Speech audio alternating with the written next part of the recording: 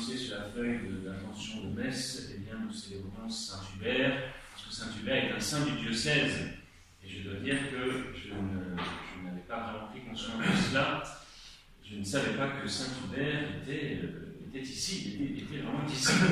Il a été le successeur de Saint Lambert, donc c'est dire son importance dans le diocèse. Et c'est même tellement important pour la ville de Liège qu'à Liège même, je me suis rendu compte qu'il était célébré en première classe.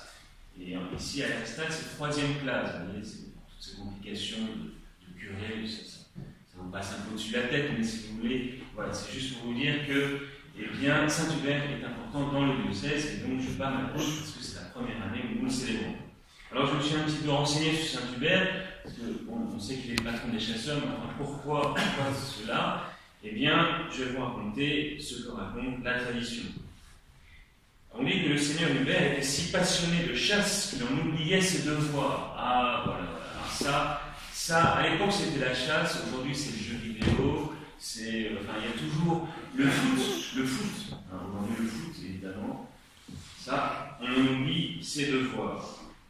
La tradition rapporte qu'il n'avait pu résister à sa passion un vendredi saint. On dirait aujourd'hui qu'il était tellement addict, n'est-ce pas, qu'il était tellement pris par sa passion, eh bien que le vendredi saint, il fallait aller à la chasse. Et à l'époque, à mon avis, il y a plus de gibier qu'aujourd'hui.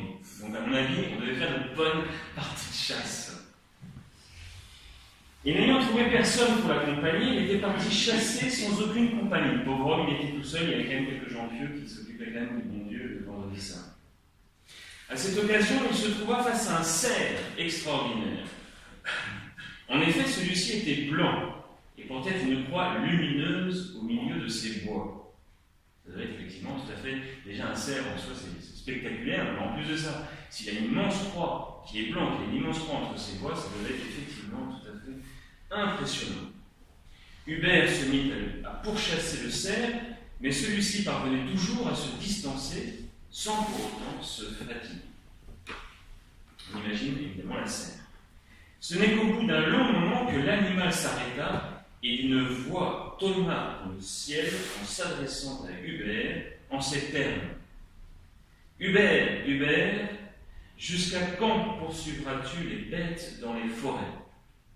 Jusqu'à quand cette vaine passion te fera-t-elle oublier le salut de ton âme ?» Hubert, saisi d'effroi, se jeta à terre et humblement y interrogea la vision. « Seigneur, que faut-il que je fasse ?»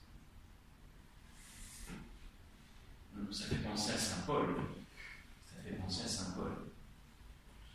Seigneur, que faut-il que je fasse? La voix reprit. Va donc auprès de Lambert, mon évêque, à Maastricht. Convertis-toi, fais pénitence de tes péchés, ainsi qu'il te sera enseigné. Voilà ce à quoi tu dois te résoudre pour n'être point damné dans l'éternité. Je te fais confiance afin que mon Église en ces régions sauvages soit par toi grandement fortifiée. Et Hubert de répondre avec force et enthousiasme, merci au Seigneur, vous avez ma promesse, je ferai pénitence puisque vous le voulez. Je saurai en toute chose me montrer digne de vous. Voilà l'histoire de Saint Hubert qui donc ensuite succédera à Saint-Lambert sur le siège de Tongres Maastricht. Voilà. Donc, eh bien, demandons au Seigneur et à Saint Hubert de ne pas être sourds, n'est-ce pas?